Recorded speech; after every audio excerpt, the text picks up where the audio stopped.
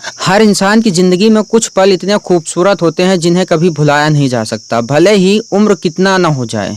आज मैं जो सच्ची घटना आपको सुनाने जा रहा हूँ वह सच्ची घटना है सुहाग रात की। सुहाग रात को शायद ही कोई ऐसा व्यक्ति होगा जो कभी भूल पाता होगा, शायद ही कभी उसे भुला पाता होगा। मगर आज मैं जिस घटना का जिक्र करने जा रहा हूँ वह घटना उस प्रदेश की, उस देश की एक आम घटना है। कितना अजीब लगता होगा जब ये बात आपको पता चले कि आपकी सुहाग रात पर दुल्हन के साथ कोई और भी मौजूद है। जो आप बातें करोगे, जो भी आप करोगे, जो भी आप बातें करोगे वो उसे सुनेगा, देखेगा। वाकई आज की जो कहानी है वह हैरान करने वाली है, परेशान करने वाली है। ये जो आज की कहानी है ये जिस देश की है, जिस प्रांत की है, वहाँ की इसे प्रथा कहें या कुप्रथा कहें, ये तो वही लोग जाने। लेकिन वाकई जो भी कुछ होता है वह इस 21वीं सदी में सुनकर के यही लगता है कि जैसे वह काल्पनिक हो। लेकिन जब अखबारों के पन्ने पलटे जाएं, वेबसाइटों के पन्ने पलटे जाएं तो मालूम पड़ता है कि वाकई दुनिया में ऐसी भी प्रथाएं, कुप्रथाएं हैं जिनको सुनने के बाद लगता है कि परेशान करती हैं, हैरान करती हैं। आदाब, नमस्ते, सत श्री अकाल। आज जो मैं सच्ची घटना आपको सुनाने जा रहा हूँ वह सच्ची घटना है अफ्रीका देश का एक शहर है सूडान की। सूडान में एक लड़का रहता है जिसका नाम होता है रिगो। रिगो एक सॉफ्टवेयर इंजीनियर है और वह अमेरिका में रहता है।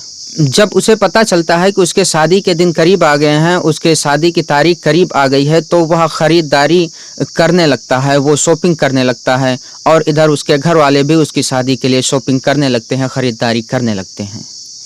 जुलाई 2022 में उसकी शादी होनी थी और वो शादी को लेकर के बहुत एक्साइटेड था। इधर उसके घर वाले उसकी शादी की हर तैयारी कर रहे थे और उधर वह भी अपने शादी को लेकर के हर तैयारी कर रहा था, शॉपिंग वगैरह कर रहा था। रिगो अमेरिका से घर आता है और अमेरिका से घर आने के बाद वह अपने परिवार वालों से मिलता है और अपने परिवार वालों से मिलने के बाद में अपने रीत रिवाजों से उसकी शादी होती है। घर में बहुत सारे मेहमान होते हैं, यार दोस्त होते हैं और बहुत सारे अन्य रिश्तेदार होते हैं जो घर पर ही टिके होते हैं। शाम में जब दूल्हा दुल्हन वापस विदाई करके आते हैं तो उन्हें एक कमरे में कर दिया जाता है और अंदर से वो कुंडी लगा लेते हैं और अंदर बैठकर वो बातचीत करते रहते हैं, बतलाते रहते हैं। उनकी बातचीत का सिलसिला तकरीबन आधा पौने घंटे तक चलता रहा। दोनों एक दूसरे से अपने दिल की बात, अपने जीवन की बात और अपने भविष्य की बात करते रहे। अभी वो बैठे बातें ही कर रहे थे कि तभी उन्हें मौका मिल जाता है अपने जीवन को, अपनी दुनिया को, अपनी ज़िंदगी को सबसे खूबसूरत और सबसे हसीन बनाने का, जिसके लिए सभी सपना देखते हैं कि मैं ऐसा करूँगा, वैसा करूँगा, वैसा करूँगा। अभी दोनों दूल्हा और दुल्हन एक दूसरे से मिलते या एक दूसरे के होते उससे पहले उनके पीछे से एक आवाज़ आती है जिसे सुनकर वह दोनों चौंक जाते हैं और चौंक करके उठकर बैठ जाते हैं और घबराने लगते हैं।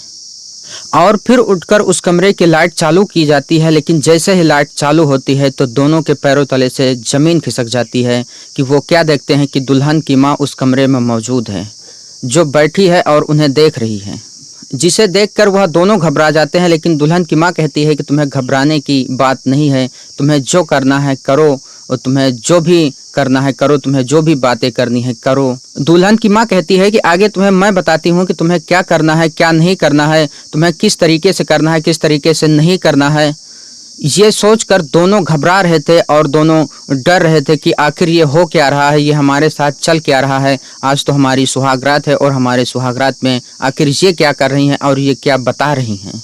दूल्हा दुल्हन दोनों शर्म से पानी पानी हो जाते हैं और घबराने लगते हैं। फिर सोचते हैं कि आखिर हम करें तो करें क्या। तभी उन्हें दुल्हन की माँ बताती है ये एक प्रथा है जो कि दुल्हन की माँ को साथ में रहना बेहद ज़रूरी है। दूल्हा दुल्हन दोनों एक दूसरे को देख रहे थे और देख देख कर घबरा रहे थे और यही सोच रहे थे कि आखिर हम क्या करें। और उधर दुल्हन की माँ कह रही थी कि तुम्हें जो करना है करो, लेकिन कल सुबह यहाँ से निकलकर हमें बाहर सबको ये बात बतानी है। पूरी रात ऐसे ही गुजर जाती है और दूल्हा और दुल्हन दोनों खूब घबराए हुए होते हैं। उन्हें कुछ समझ में नहीं आ रहा होता है कि आखिर हम क्या करें। आखिरकार सुबह होती है और सुबह होने के बाद वो महिला घर से निकलती है और उसके दरवाजे पर काफ़ी लोग इकट्ठा रहते हैं और जिन्हें ले जाकर के वो चादर दिखाती है और जो कि बिल्कुल साफ़ सुथरी और सफ़ेद चादर होती है।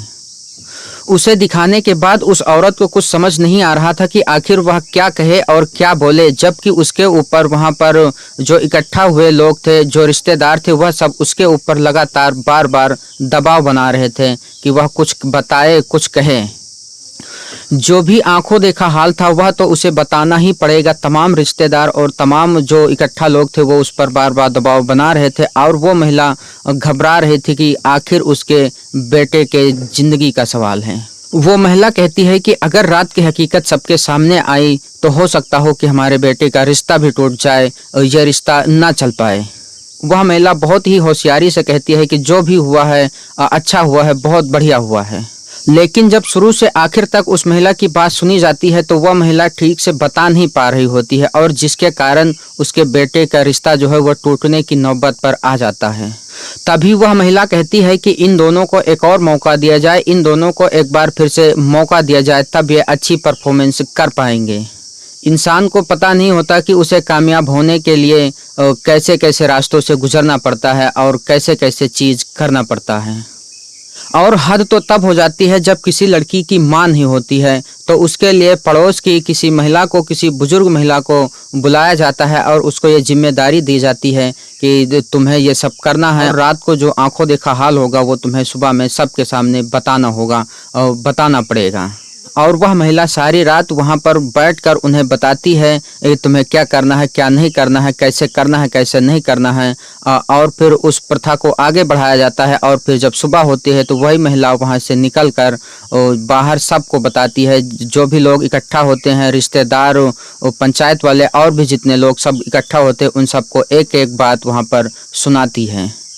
ऐसी प्रथा जिसे सुनकर के यकीन नहीं होता कि क्या वाकई दुनिया में ऐसा भी होता है, लेकिन होता है। हमारे देश के 2 राज्य हैं, राजस्थान और मध्य प्रदेश, जहाँ पर कुछ इसी तरीके की प्रथाएं हैं और लोग उन्हें फॉलो भी करते हैं।